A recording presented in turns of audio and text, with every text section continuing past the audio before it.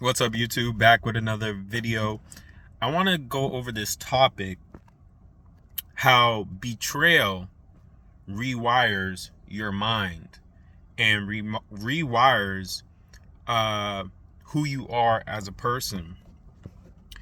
And I think there's a lot of people in this world, even including myself, that has gone through something like betrayal, betrayal of trust, uh, betrayal of even yourself, feeling like you trust yourself. And I think that's one of the biggest things that sucks about betrayal, is that when somebody betrays you, it's not that it's not just them betraying you, but then there's a psychological shift within yourself that feels like you betrayed you, because you know you have trusted, specifically somebody with, your feelings, your emotional body, your mental body, and they kind of have pooped all over it.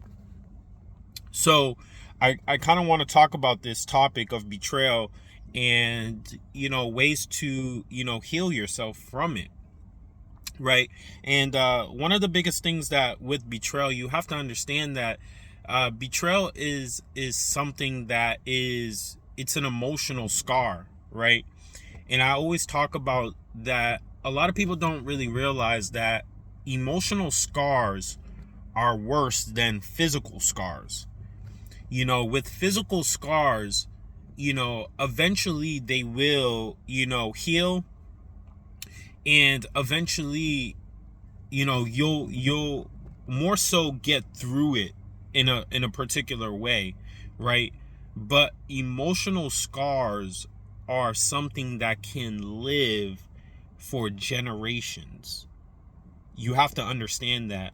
And once you have the understanding about the emotional body, uh, you will walk this earth with much more grace, and you will walk this world with a lot of empathy for other people, because emotional scars are something that people will feel each and every day. It's not just them feeling it each and every day, but they start to make decisions based off of their emotional scars, which is it's very crazy, because you have to understand that when somebody betrays you, you're shifting that person's reality, right? You're not just shifting that person's reality, but you're taking away from them opportunities that can possibly happen within their life. Now, I don't want to talk from a victim standpoint, because you have to understand that the mentality of a victim is one that lacks power. A person who comes from a victim standpoint, they can never overcome what has happened to them. And you have to understand that a victim will always seek out to hurt another individual. So I think a lot of times this world, they kind of cater to people that are victims. But I'm telling you, over the course of my life, one of the things is that you never want to babysit, or you never want to feel overly sympathetic for a victim.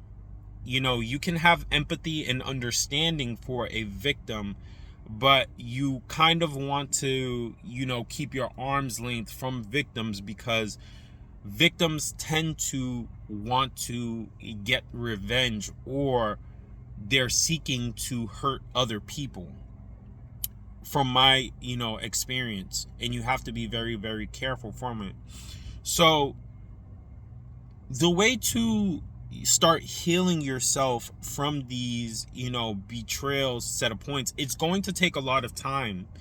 And you have to understand, to give yourself time and to give yourself patience and grace, you have to actually love on yourself. That's the biggest thing that will start to heal these betrayal wounds, is you have to actually start to accept them, and you have to give yourself time to examine them. And from my experience dealing with betrayal, it's something that is going to take years, I'm telling you. And this is why I tell people not to seek out to hurt people, man. Because this can take years of healing. I'm talking about years of healing, deep-seated healing, and even when you think that you've overcome it, there's still those instances where things will pop up where you're still. And one of the biggest things that I will tell people, how you know that you're still dealing with the issue, is that you're still making decisions based from past events. That's one of the biggest keys I can tell people, is that you're making decisions that can particularly help your future. You're making choices based off of past experiences, and you want to start loving yourself, and healing yourself on these wounds, right? And ways that you can start loving yourself is to, like I said, be patient. Be very patient with yourself. Encourage yourself. Positive self-talk, to tell yourself that, the choices that you're making are good. Take risk every once in a while. Be courageous every once in a while. And even though, I think one of the benefits too of, being hurt a little bit, is that you're courageous enough, and you've built calluses enough to go back into the fire. And if something hurts you a little bit more, you're just like, oh, I felt something worse than that. What do you have a little bit more of? I can withstand that. And another thing is that you have to build trust within yourself, to know that your body understands you, right? This is one of the biggest keys that I want to leave people with, is that your body understands you. It knows what you've been through, and you have to trust yourself to know that your body will send you signals when something is off, right? It's going to. I'm telling you, it will. And you have to. The thing is that you have to take risk with yourself to understand yourself, to know that your body is going to do what it needs to do, right? And the only way to understand this is to take a calculated risk every once in a while. See if somebody will betray you, or sometimes you have to test your own self with somebody else, to evaluate, like, okay, my body, I sense what my body is saying, right? And that's how you start to also build connection with who you are, is because you're going to start noticing your own spidey signals, right? I think everybody has their own spidey signals, but you're going to start understanding your own body. Like, there's certain signals that your body gives off that's like, okay, this is not right. Okay, be careful of that. There's even voices within your own head, if you pay attention, that's going to talk to you like, blah, blah, blah, blah, blah, we should go this way.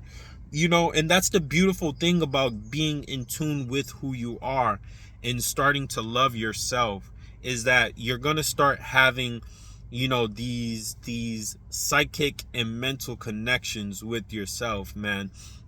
And I always say this: it's tough when you go through these tough patches with, people, but it's only a part of the journey for you to get to know yourself more, right? So betrayal is one of the biggest things that I think a lot. I've talked to a lot of people. And when I talk to people, one of the biggest things that always come up, I always hear from them, is somebody betrayed them. whether it's with information, whether it's with, their body, whether it's, it could be, family, whatever it is, close friendships. Betrayal is one of those things that, I think it's like I think it's up there. Betrayal is up there with people, that stops people from entering into their full capability of what they're truly meant to be. And for somebody to overcome betrayal, you have to take a big leap of risk with yourself to overcome it. You have to. And you have to understand that we live in a world where not a lot of people understand who they are. And when you start to have enough empathy for that, you kind of build a sense of callousness within yourself too.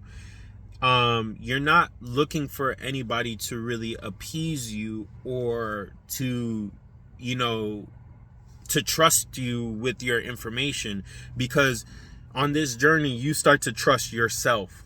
You start to be your biggest fan. You start to, love yourself the way that you want to be loved. And eventually that energy is going to emit onto others. But you're not looking for other people to love you the way that you're being loved. So when somebody betrays you, it's kind of like, it is what it is. I mean, there's nothing that you can do to me that I haven't felt within myself. So make sure to take risks, love yourself, and acknowledge the situations of betrayal that you're in, and give yourself patience and kindness, and eventually, with timing, you will overcome it. So peace and love.